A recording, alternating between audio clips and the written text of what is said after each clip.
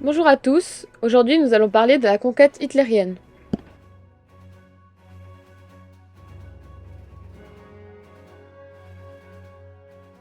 Donc, en premier nous aborderons la problématique, ensuite le contexte historique, puis les divers déplacements géographiques de l'Allemagne durant la guerre, ensuite des sources cartographiques avec des comparaisons, la source écrite, la source statistique et une conclusion à la fin.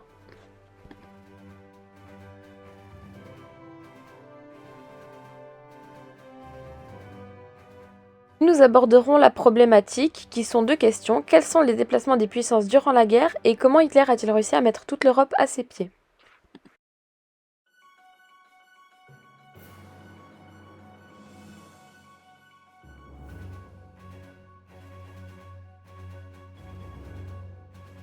En 1918, l'Allemagne est vaincue.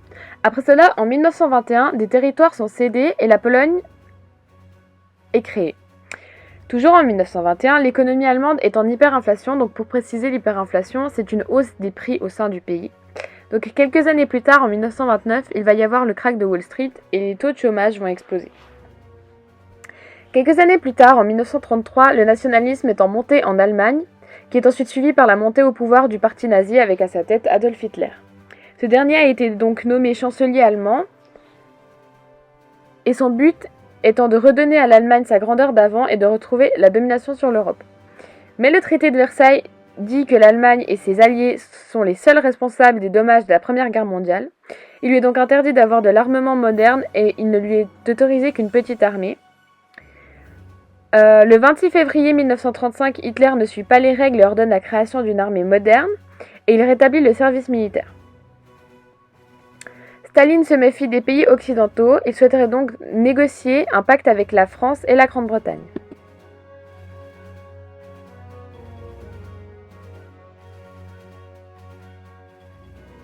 En 1939, l'Allemagne annexe l'Autriche et l'ouest de la Tchécoslovaquie est envahi. Toujours en 1939, une partie de la Lituanie est occupée et un pacte de non-agression est signé avec la Russie. Il va s'ensuivre un plan de partage de l'Europe avec l'URSS, puis l'Allemagne va attaquer la Pologne. L'invasion de la Pologne par l'Allemagne va donc alors marquer le début de la guerre. Car pour la France et le Royaume-Uni, l'invasion de la Pologne est l'invasion de trop, et ces deux pays décident alors de déclarer la guerre à l'Allemagne. La drôle de guerre commence alors. La drôle de guerre étant en fait les premiers mois de la guerre, durant lesquels la Grande-Bretagne et la Belgique, ainsi que la France, vont essayer de coordonner leurs opérations. Les forces allemandes sont spécialement concentrées à l'est. La France et le Royaume-Uni tentent alors de couper la route du fer en passant par la Norvège. Il s'ensuit l'invasion du Danemark et de la Norvège en 1940 par l'Allemagne. Les pays s'emparent alors du Luxembourg, des Pays-Bas ainsi que de la Belgique qui étaient à ce moment-là des pays neutres. Une nouvelle stratégie militaire est nommée Blitzkrieg, qui signifie guerre éclair. Ce procédé consiste en fait à gagner du terrain définitivement et rapidement en utilisant des forces mécaniques très puissantes. Donc face aux forces allemandes, la Grande-Bretagne décide de battre en retraite. L'armée allemande en profite donc pour foncer sur Paris. L'armée française est alors vaincue et une armistice est signée avec le gouvernement du général Pétain. L'Allemagne occupe donc le nord et l'ouest du pays, mais laisse le reste de la France et des colonies françaises sous la domination du général Pétain, ce dernier étant d'accord de collaborer. L'Allemagne étant d'accord avec l'URSS pour que l'URSS s'empare des États baltes et d'un morceau de la Roumanie, l'Allemagne, le Japon, l'Italie vont s'allier et créer les forces de l'Axe, ce qui veut dire que ces trois pays forment l'Axe et qu'ils reconnaissent la domination allemande. L'Italie va entrer en guerre en juin 1940. L'Allemagne ne parvient pas à soumettre la Grande-Bretagne malgré tous les bombardements aériens qui leur sont visés. Hitler décide donc de changer ses plans et décide d'envahir l'URSS. Les pays comme la Hongrie, la Roumanie et la Bulgarie adhèrent aux forces de l'Axe en 1941. L'armée allemande part vers le sud pour envahir la Yougoslavie et la Grèce. Après cela, la résistance s'organise un peu partout sur le territoire européen. Les populations organisent des manifestations et des grèves, les personnes au sein du pays vont même protéger des personnes qui sont recherchées, certains groupes feront de l'espionnage pour les alliés et organiseront des sabotages et imprimeront même des journaux de résistance.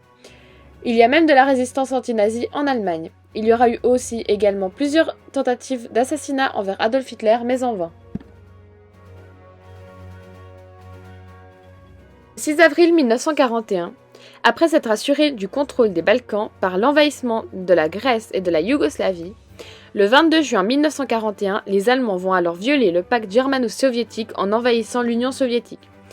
Les forces de l'Axe lancent par surprise la plus grande invasion militaire de l'histoire en URSS qui, par ce fait, passe dans le clan des Alliés.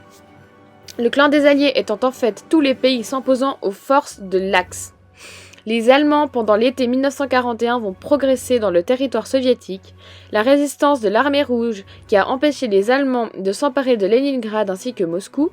Les troupes allemandes se lancent vers l'est, les Allemands arriveront à Leningrad et mettront à siège la ville durant 872 jours. Et cet événement fera plus d'1 million de victimes parmi la population. Les Allemands seront stoppés aux portes de Moscou et les SS massacrent des populations juives et slaves. Toujours en 1941, le Japon, qui est une force de l'Axe, bombarde Pearl Harbor. À Hawaï, les États-Unis vont donc immédiatement déclarer la guerre au Japon. Le 11 décembre, l'Allemagne et l'Italie déclarent la guerre aux États-Unis. En 1942, les camps de concentration sont créés, les nazis règnent alors sur l'Europe et ils imposent leur idéologie. La germanisation qui vise à intégrer les civilisations au peuple germanique, le pillage économique ainsi que l'épuration politique et raciale vise à virer et irradier les personnes considérées comme indésirables ou douteuses. Le régime de Vichy est envahi en 1943. Le nouveau gouvernement italien demande l'armistice, ce qui lui vaut d'être envahi par les Allemands. En 1944, l'URSS évolue rapidement vers l'ouest, ce qui oblige l'armée allemande à se concentrer sur ce front. Le 6 juin 1944, les Alliés débarquent en Normandie, leurs armées prennent rapidement le dessus et libèrent Paris. À l'est et à l'ouest, les pays sont libérés les uns après les autres ou alors changent de camp. En 1945, la victoire est proche. Les Alliés annoncent donc leur future création de l'ONU. Et le 30 avril 1945, Hitler se suicide dans son bunker juste avant l'arrivée des Soviétiques. 8 jours plus tard, le pays capitule.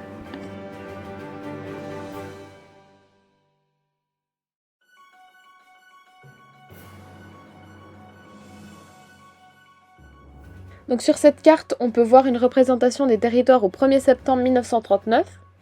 Donc ce qui veut dire avant la fin de la Deuxième Guerre mondiale. Donc sur la première carte, nous avons la représentation en 1939.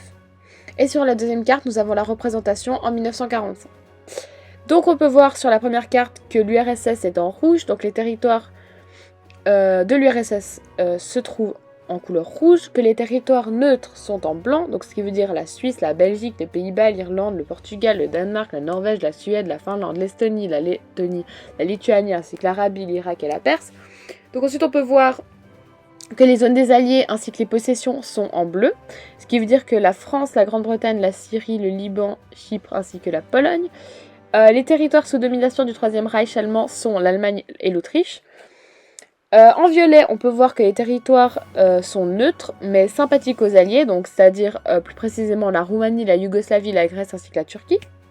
Et si on compare les deux cartes, on verra ça après. Donc ensuite, la deuxième carte, on est en 1945. Donc sur cette carte, on peut voir les différentes possessions des pays à la fin de la Deuxième Guerre mondiale.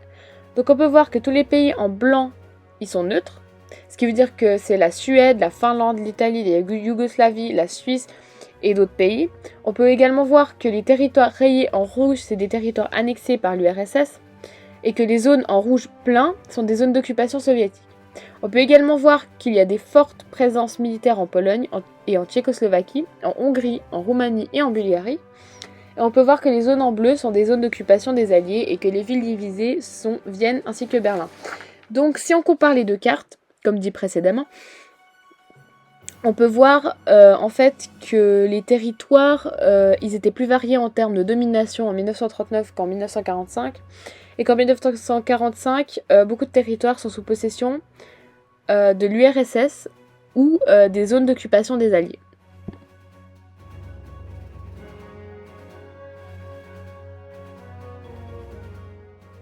Passons à la source écrite. Donc ce texte est une lettre d'Hitler adressée à Benito Mussolini, qui est un journaliste, idéologue et un homme d'État italien. Donc c'est également le fondateur du fascisme. Cette lettre elle est datée du 21 juin 1941 et c'est en fait une justification d'Hitler par rapport à l'invasion et la violation du pacte germano-soviétique. Présent vous lire cette lettre. Justification d'Hitler, lettre d'Adolf Hitler à Benito Mussolini, 21 juin 1941. L'élimination de la Russie signifie en même temps un immense soulagement pour le Japon dans l'Est asiatique et en conséquence, la possibilité par l'intervention du Japon d'une menace beaucoup plus forte sur les activités américaines. Étant donné ces circonstances, j'ai décidé de mettre fin à l'attitude hypocrite du Kremlin. Je ne doute pas une seconde que ce ne soit un grand succès. J'espère par-dessus tout pouvoir nous assurer une base de ravitaillement en Ukraine. En conclusion, laissez-moi vous dire encore une chose. Tchuss. Depuis cette décision, je me sens à nouveau l'esprit libre. L'association avec l'Union soviétique me paraissait à bien des égards en contradiction avec mon origine, mes conceptions et mes obligations antérieures. Je suis maintenant heureux d'être délivré de cette torture mentale. Dans cette lettre, Hitler nous parle du fait qu'il est soulagé d'envahir la Russie et d'avoir violé le pacte germano-soviétique. Il va même jusqu'à dire qu'il illumine la Russie et que c'est un soulagement pour le Japon. Il dit également qu'il a décidé de mettre fin à leur collaboration car il trouvait cette situation hypocrite et que désormais il se sent plus libre et moins en contradiction avec lui-même. Donc ce texte nous démontre donc l'hypocrisie d'Hitler envers la Russie et nous montre les causes de pourquoi il a décidé de violer le pacte et d'envahir la Russie.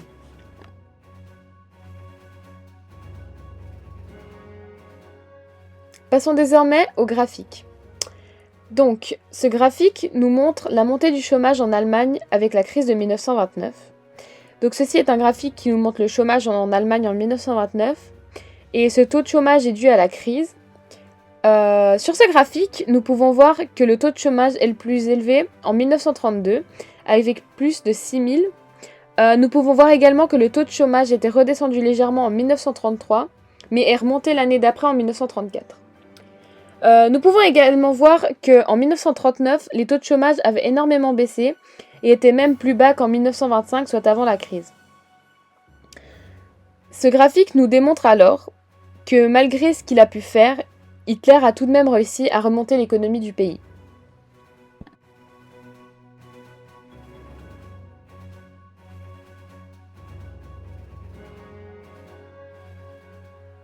Donc en conclusion, la guerre et la montée au pouvoir d'Hitler ont été provoquées en partie par la crise de 1929 et d'une forte montée de par ce fait du nationalisme en Allemagne. Il s'est également allié à des pays pour pouvoir avoir plus de puissance. Il a réussi à asseoir sa domination sur l'Europe en ayant un plan d'attaque solide et en décidant de conquérir l'Europe. Et ce dernier, il a réussi à conquérir certains pays grâce à sa malhonnêteté et son hypocrisie.